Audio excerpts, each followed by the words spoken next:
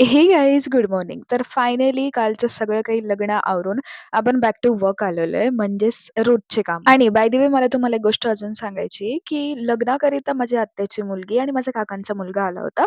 So ते थांबणार आहेत काही दिवसांसाठी. तर सकाळी मी पोळ्या वगैरे केलं. त्यानंतर भांड्यांचा इतका पसारा पडला होता, तो आवरून घेतला.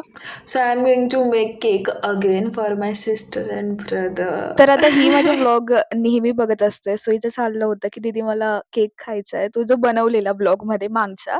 सो व्लॉग नसेल बघितले तर मागचे जाऊन बघा पेजला लाईक, शेअर, कमेंट, सबस्क्राईब नक्की करा. अच्छा, तर केकची रेसिपी मी ऑलरेडी दिलेली नाहीये वाटतं.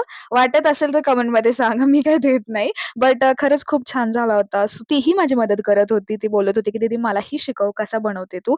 सो आम्ही हे सगळं असं मिळून करत होतो. मध्ये गप्पा वगैरे चालू होत्या आणि आमची इतकी मस्ती चालू होती ना, की बस. आणि मलाही मज्जा इतकी येत होती, की म्हणजे रेग्युलर कशी मी एकटी कुकिंग करत असते, सो ते काइंड ऑफ बोर. पण आज कोणीतरी माझ्या सोबत करू लागत होतं म्हणून मलाही खूप मज्जा येत होती. अच्छा, तर सर्व काही रेडीच होतं, बट अचानक मध्ये आम्हाला असं आठवलं, की दूध मेन इन्ग्रीडियंट घरातच नाही. मग दूध घेऊन येईपर्यंत आम्ही मध्ये चाय बिस्किटचा नाश्ता केलेला. त्यानंतर दूध आल्यावर परत आम्ही बॅक टू वर्क आलेलो आणि मग फायनली हे सर्व काही असं आवरून आणि तुम्ही बघताय गाईज ह्यावेळेस 4%चं डेकोरेशन नाही केलंय मी. थोडंसं भर टाकलेली आहे कारण आता मला माहिती पडलंय की केक चांगला बनतो. त्यानंतर इथे ना लाडू बनायची तयारी होते. ते मेथीचे लाडू असतात ना ते. आणि मग वेळ खूप झाला होता. मग एकीकडे टीव्ही बघत-बघत आम्ही जेवण करून घेतलेलं. सो आम्ही मूव्ही बघत होतो कांतारा 2 ही माझी बहीण करते इथून.